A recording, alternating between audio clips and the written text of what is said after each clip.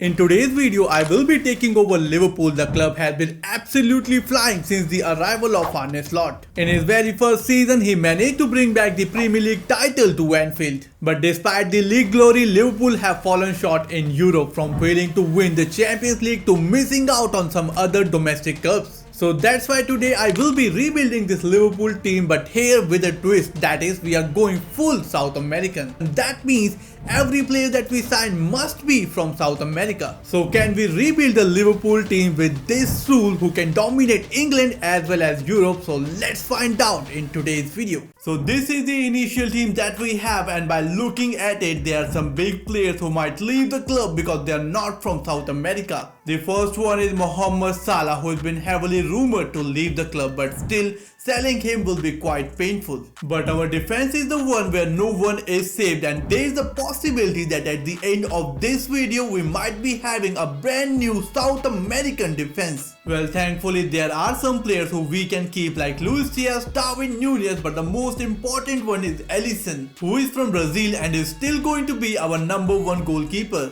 Moving forward, we have received an offer for our player and it is Mohamed Salah. There are two clubs who want to sign him. The first one is Juventus and the second one is Real Madrid, and both are giving an exactly same amount. Although I don't want to sell him to any of these clubs because we might end up facing them in the Champions League, and I really don't want to face Mohamed Salah there. But if we have to sell him, I think we have to negotiate with Real Madrid because this deal is looking more realistic. So I'm going to start the offer with 95 million, but they have responded with 83.2. So I'm going to counter it with 89 million. Let's see how they respond. They are still sticking around 84 million and the tension bar is rising, so I think we have to accept this offer. For the replacement of Mohamed Salah, we have two options. The first one is quite young while the other one is old. So let's start with the younger one. It is Rodrigo from Real Madrid. He's got 4-star skill moves and 4-star weak foot, whereas he got 86 pace, 87 dribbling, and he also comes up with 4 strong playstyles. His market value is around 100 million, and I think we can have this deal under 120 million, which is definitely a bit high. While the other player is Neymar Jr from Al Hilal. His contract is set to expire in 12 months. He's got 82 pace, 91 dribbling, 5-star skill move and 5-star weak foot. He's got a massive 6 strong playstyle, including a playstyle plus that is trickster, and his market value is 54 million, and I think we can do this deal under 60 million, which is exactly the half of what we are going to spend on Rodrigo. And in this case, I think I'm going to gamble on Neymar Jr because for this transfer we can only spend a total of 84 million, because this is what we have received from Mohamed Salah and Rodrigo is surely out of budget for now. So for Neymar, I'm going to start the offer with 52 million, and here you go, the deal is done. And Neymar Jr has become a red, and this might be a biggest comeback for him. But just after this signing, we have received an offer from Ibrahimo Konate, and it is Napoli who are willing to offer nearly 28 million plus Matteo Pochettino, and definitely were not interested in the player. So I'm going to demand at least 58 million from Conte, and here you go, the deal is done. With the departure of Ibrahimo Konate, once again we have to step inside the market to find his replacement. For his replacement, we have signed Hinkembe from Bayern Leverkusen for a fee of 40 million. Well, he's from Ecuador, one of the South American nation. He's got 81 defending, 80 physical while 72 dribbling. And with that, now let's talk about the formation. Which formation that we are going to use? Well, currently they are using 4-2-1-3 formation because this formation requires 2 CDM, and to be honest, we don't really have a single one. So I have changed the formation to 4-3-3 attack, and definitely this is looking better than before. Talking about the tactics, we are going to use a custom preset. As you can see, build-up style is going to be short passing while defensive approach is going to be high.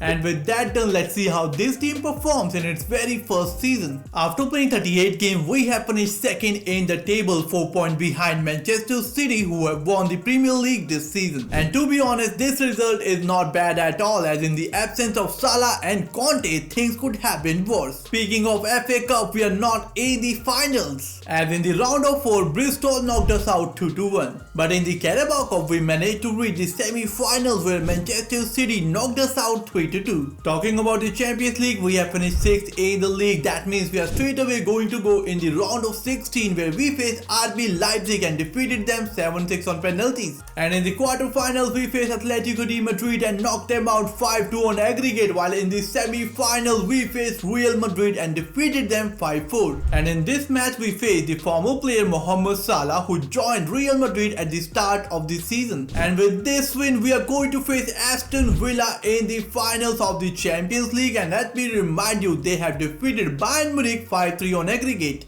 So now let's see if we can win the game or not against Aston Villa. And in the finals it is Aston Villa who knocked us out 3-2 and won the Champions League, as Neymar and Luis Suárez both were on the score sheet, but at the full time, or you can say extra time, it was Talisman who scored the goal for Aston Villa and made them the Champions League winner. And with that, once again we ended up at the runner-up spot both for Premier League as well as the Champions League. The top scorer for this season is Darwin Núñez. The guy scored 39 goals while providing 9 assists in 63 games, and out of 39 goals, 30 has come in the Premier League while 5 in the Champions League. While the top assister for this season is Luis Diaz. He has provided 14 assists while scoring 29 goals in 63 games, and out of 14, 9 has come in the Premier League while 4 were in the Champions League. But it was definitely not a good run for Neymar Jr. As you can see, only 3 goals, 1 assist in 19 games. Plus moreover, when we signed him he was 86 overall, and now he has reduced to 83, and I know when we signed him he was 32, but still I thought it is going to work. But definitely I was wrong about it, so I think it is time to give the right wing position to Federico Chiesa, because being substituted from the bench he has scored 28 goals while providing 6 assists in 60 games, and out of 28 goals 15 has come in the Premier League while 10 has come in the Champions League. And with that he has finished second in the top scorer list of this year's Champions League, as Harry Kane is the top scorer with 1 goal extra. But if we talk about the Premier League, it is Darwin Núñez who is the top scorer with 30 goals. He has defeated Alisson with 9 goals margin. So season 2 is here, and as you can see the overall of our players have been increased. Like Luis Diaz is now 85 overall, so do Darwin Núñez and Federico Chiesa, while on the other hand Mac Allister has increased up to 87. And in this year, as you can see, Federico Chiesa is going to be the first 11 player, because last season he has outperformed Neymar by a far big margin. And to be honest, I have to take the blame for this signing. I thought it was going to work with Neymar Jr, but it was a complete flop show. But with the new season starts, once again we have to sell players who are not from South America. And this year the big, or I can say the main players who can leave the club are Alexander Arnold, Van Dijk and Robertson. And definitely if any one of these guys leaves, it will be a hell of a difficult task to fill those gaps. And here you go, the first offer that we have received is for Andrew Robertson, and it is Arsenal who are willing to offer nearly 35 million. Well, I know it will be highly unrealistic to sell Robertson to Arsenal, but we have to follow the rules. So I'm going to negotiate with Arsenal and try to bring a figure around 45 million. So I'm going to ask 44.5 million for Andrew Robertson. So let's see.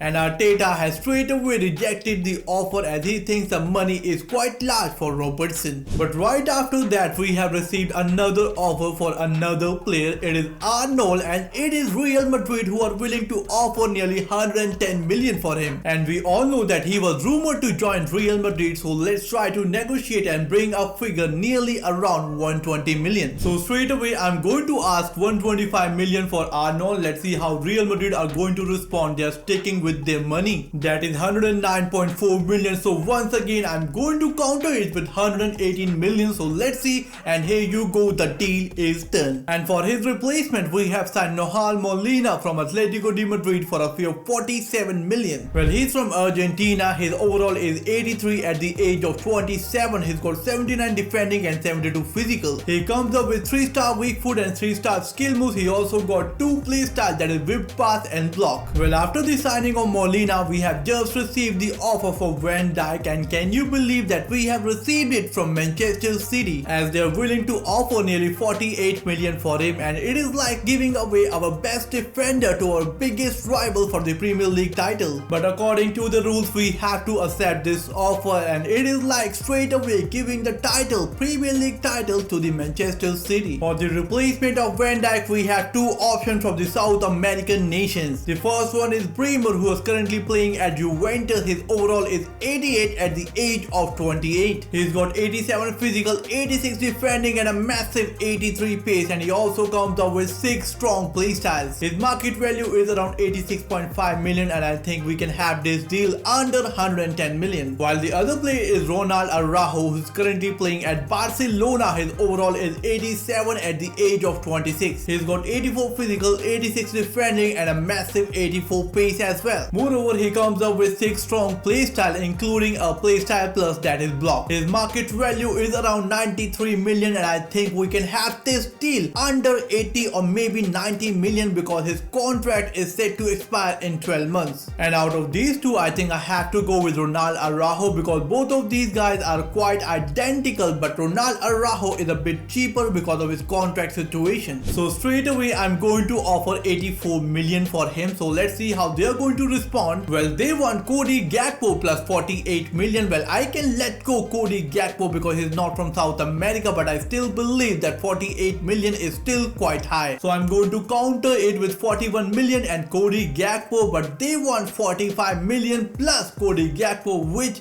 I think I'm going to accept. So with the arrival of Ronald Araujo and Molina, we will see in this season if they can fill the gaps left by Van Dijk and Arnold. After playing 38 games, we have been slipped to the 3rd place, 6 points behind Arsenal, who have won the league this season. And as you can see, Aston Villa finishes 2nd in the table, which is quite impressive, 3 points above us in the league. And now talking about the FA Cup, we have won it this season by defeating AFC Bournemouth 3-0. And now let's see how we have done in the Carabao Cup. We have defeated Manchester City in the finals, and this is domestic double for us. And now talking about the Champions League, we have finished 10th in the league. That means we have to play the playoffs, where we faced Athletic Club and defeated them 4-1 on aggregate, and in the round of 16 we faced Inter Milan and defeated them 5-3. Whereas in the quarterfinals it was Atletico Madrid and defeated them 4-3, and in the semi-final we faced Napoli and defeated them 4-3. That means once again we are going to be in the finals of the Champions League, and this time against Bayern Munich. And if we defeat Bayern Munich in the finals, then we will complete the treble. Well, not a proper one, but still we will be winning 3 trophies in a single season. So let's see how it goes, and in the end we have defeated Bayern Munich 2-1, where Darwin Núñez and McAllister both were on the score sheet. The top scorer and the top assister for this season is Luis Diaz. The guy has literally done it all, as he has scored 41 goals and provided 22 assists in 69 games. Well, out of 41 goals, 23 has come in the Premier League only, whereas Federico Chiesa has scored 24 goals and 9 assists in 68 games, and 7 goals out of 24 has come in the Champions League. Whereas the former top scorer Darwin Núñez has scored 31 goals and provided 3 assists, out of which 18 has come in the Premier League. Well, this season McAllister has shined a lot, as you can see, 17 goals and provide 10 assists in 70 games. Well, this year the top scorer of the Premier League is Victor Boniface, which explains why Aston Villa finishes 2nd in the league, whereas Luis Diaz has finished 3rd, 2 goals behind Erling Haaland, who is on the 2nd spot. As the same thing has happened in the assist chart, as Luis Diaz finishing 3rd, equal assists with Phil Foden, but 1 assist less than Jack Grealish. And with the season has come to an end, it is Victor Boniface who has managed to win the player of the season, whereas Alisson Becker has been announced the goalkeeper of the Premier League. So that's it for today, guys. If you enjoyed the video, make sure to smash the like button and subscribe to the channel. I will see you soon in the next video. Until then, you can watch the videos that are showing on your screen.